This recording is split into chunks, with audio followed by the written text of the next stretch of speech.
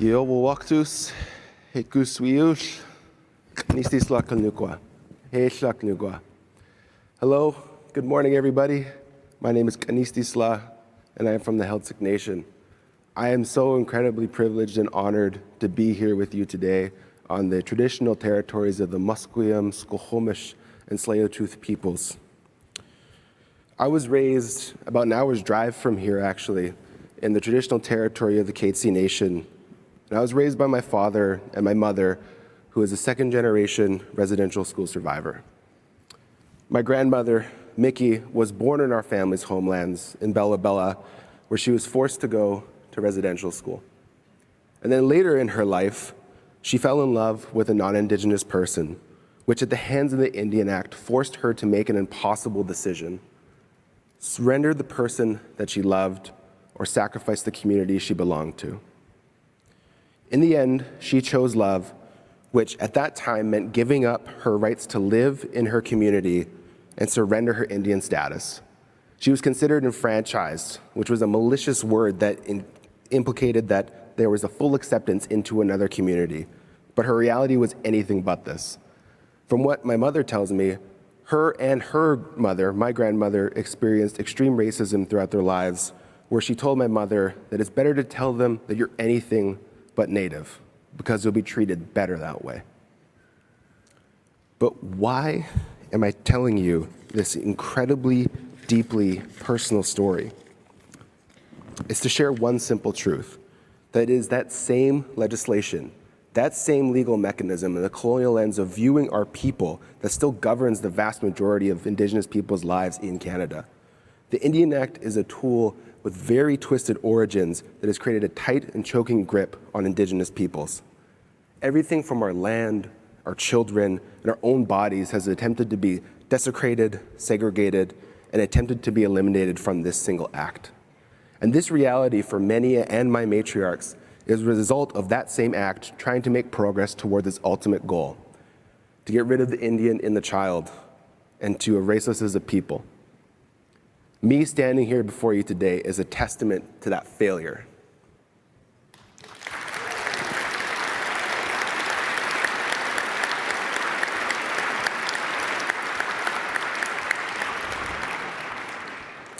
That same reality also makes the resurgence of Indigenous people and our blooming strength of our communities, our children coming home, much, much more powerful than words can describe.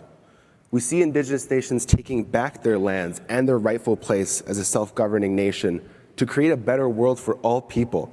And I am very proud to play my small part in that work for my nation. But before I dive into my current role, I have to tell you how I got here. Back in 2016, I was enrolled at Simon Fraser University at a Bachelor of Environment. I was just finishing my third year of studies, coming off a summer internship with Indigenous Affairs in Gatineau, Quebec, pictured here without the beard and the gray hairs I now have growing. I got to witness the inner workings of the Indian Act machine, where many well-intended people were trying to make a difference, but consistently running up against the barriers, mostly because of that same legislation. I left feeling enlightened, humbled, and a bit deflated. I felt that I needed to nourish my spirit, so I was looking for a way to go back home and learn more about what it means to be Heiltsuk. That spring, my auntie was visiting me in town, my Auntie Georgina, and I told her about my internship and how I was feeling. She listened to me, and then she told me about a summer job up in the homelands, working on a salmon weir. "It's out in the bush," she said, "and I think it'll do you some good." Little did I know that would change my life forever. That summer, I worked in the Quay watershed on a sockeye monitoring project led by our own Heiltsuk Integrated Resource Management Department. To a young environmental student, it was a dream, let alone being an opportunity to come home to the homelands for the first time in a decade. A few months later, and I landed in Bella, and I arrived the day before a potlatch. Chief Kayit was hosting from people all over the coast, and I was instructed by my boss that my first order of business was to attend this potlatch and bear witness to the work that was being conducted. And it was at this potlatch that I received my name, ístisḻa, which means to soar high above the bay or inlet, and it's a reference back to where my family comes from Kimsquit and our Eagle Crest. Receiving that name was one of the highest honors of my life. But at that moment, I really didn't feel like I'd earned that name. But maybe by working out on the land, to answering the call to my own resurgence, and doing good work on behalf of my people was an opportunity to earn that name. A couple of days later, after the potlatch, I'm out in Quay, a beautiful old-growth watershed, and I'm sleeping on a 10-foot platform right alongside the Quay River. The work in Quay is beautiful and remarkable, to say the least, because it is not only dedicated to conducting science, but to cultural resurgence. The weir being utilized is based on our traditional methods of hemlock tripods and cedar strip pickets.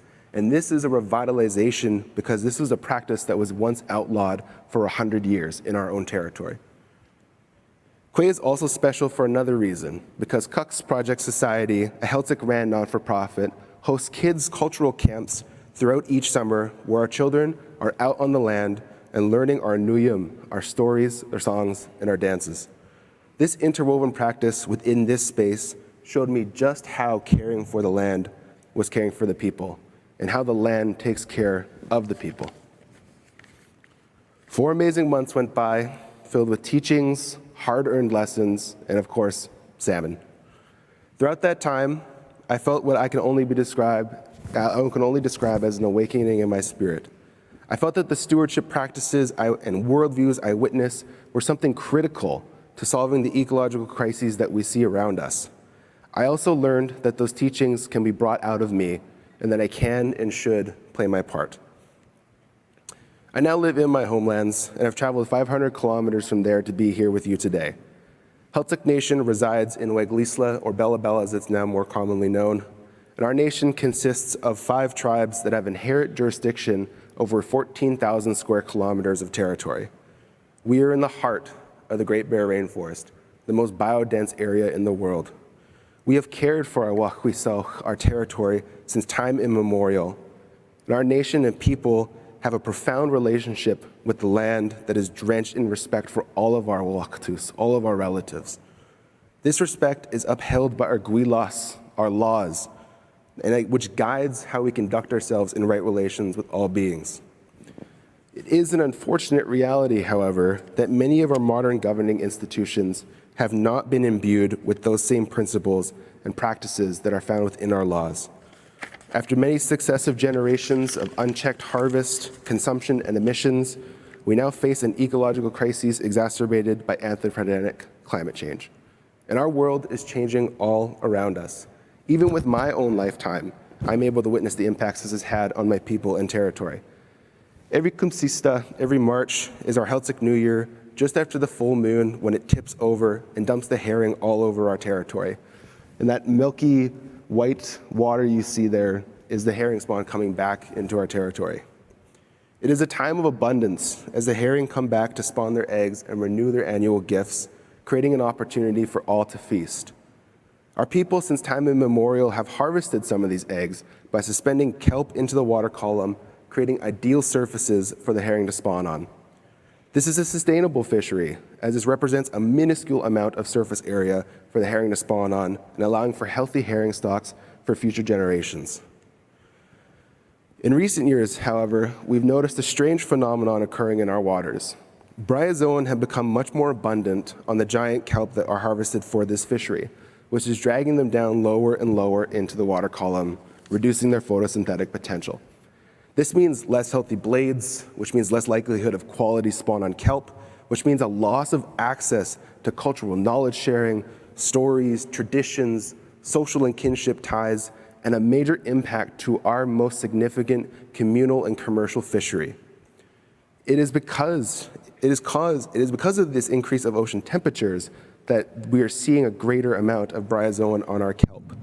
And this is having cascading effects through local ecosystems well beyond this one example. Our herring are also facing immense pressure from the herring roe fishery, which removes herring from our waters and any potential for them to spawn. And we are seeing these impacts on the ground, and our community is feeling them in the fabric of our being. I'm certain this story feels familiar to many of you, and this reality isn't lost on any one of you.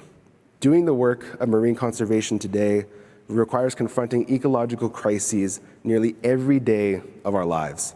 and it can become exhausting to hear, see, and feel.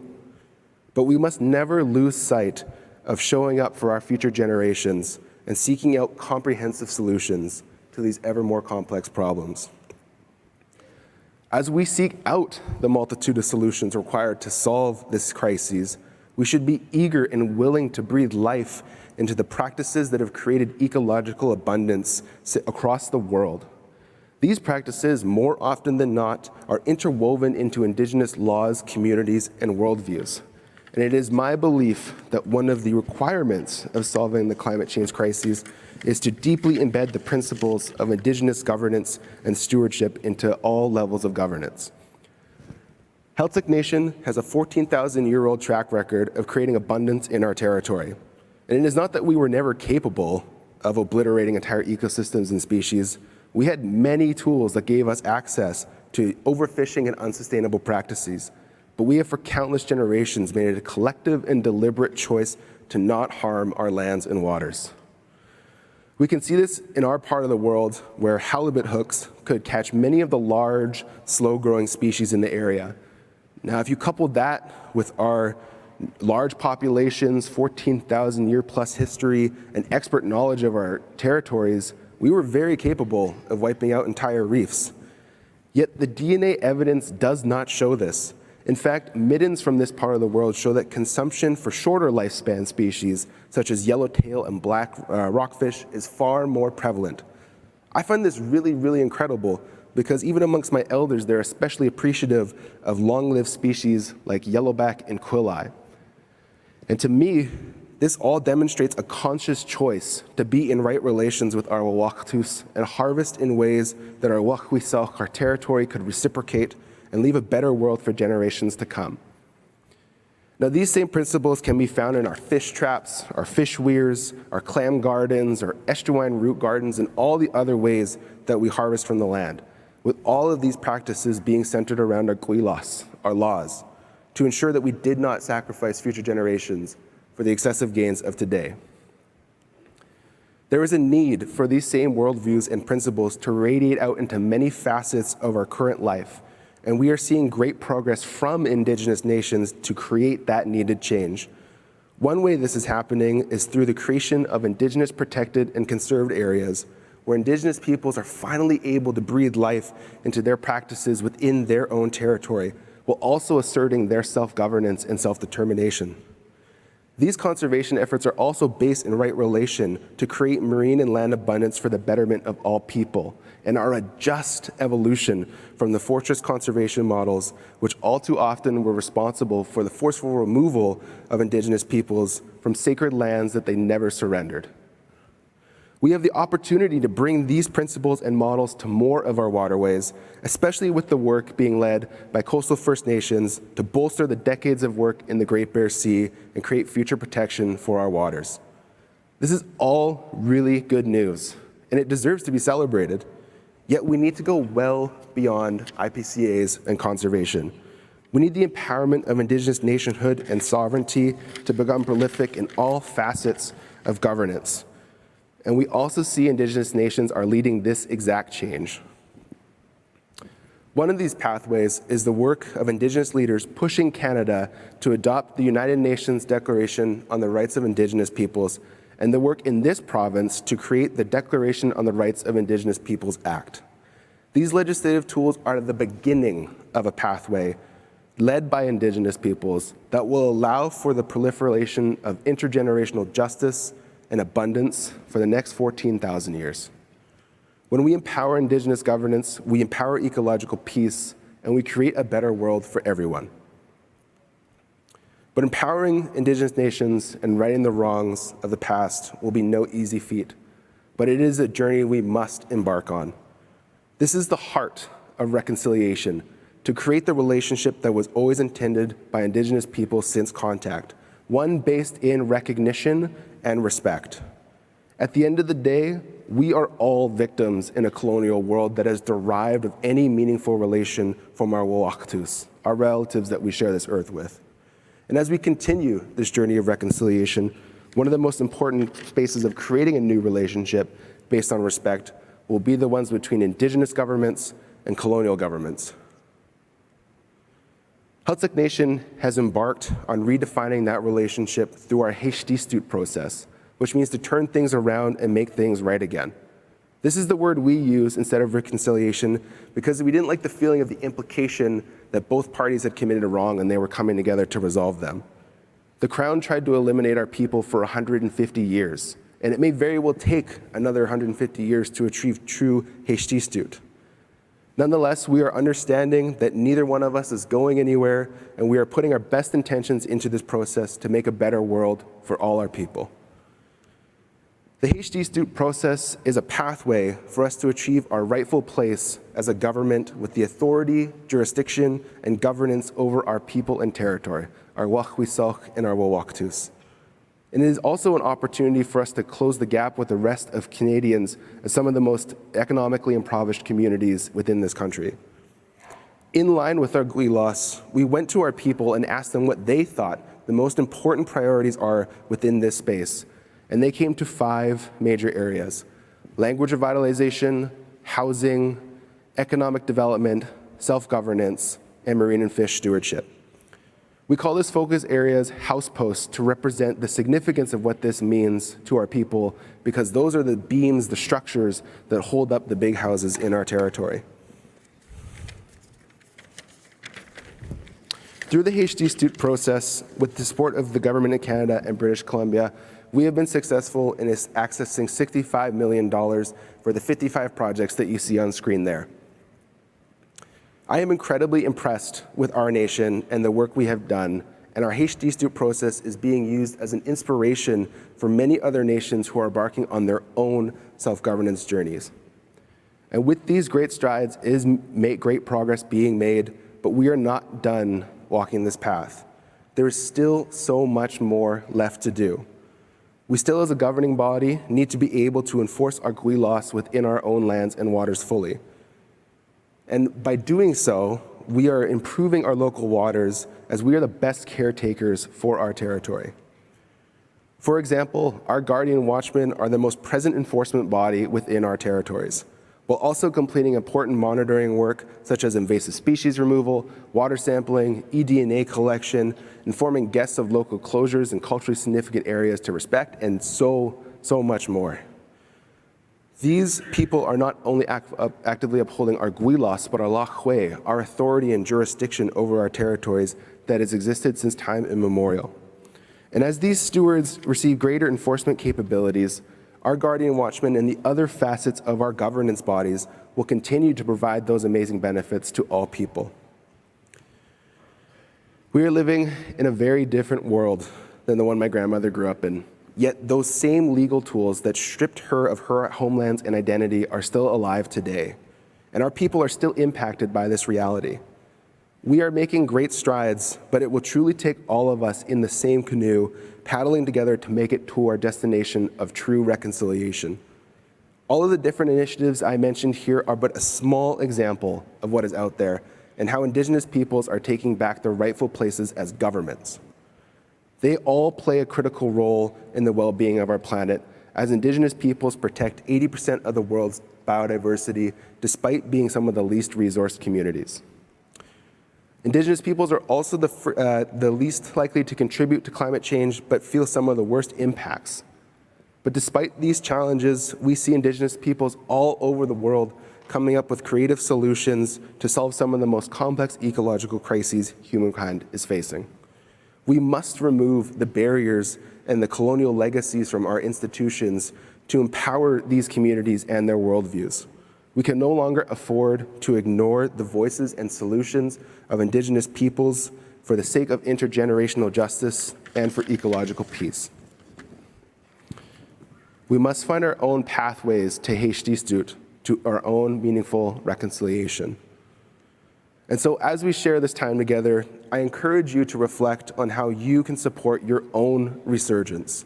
I encourage you to ask yourself what you and your organization is doing to amplify Indigenous voices and solutions, where colonial legacies are holding us all back, and what you can do and what role you play to remove those barriers.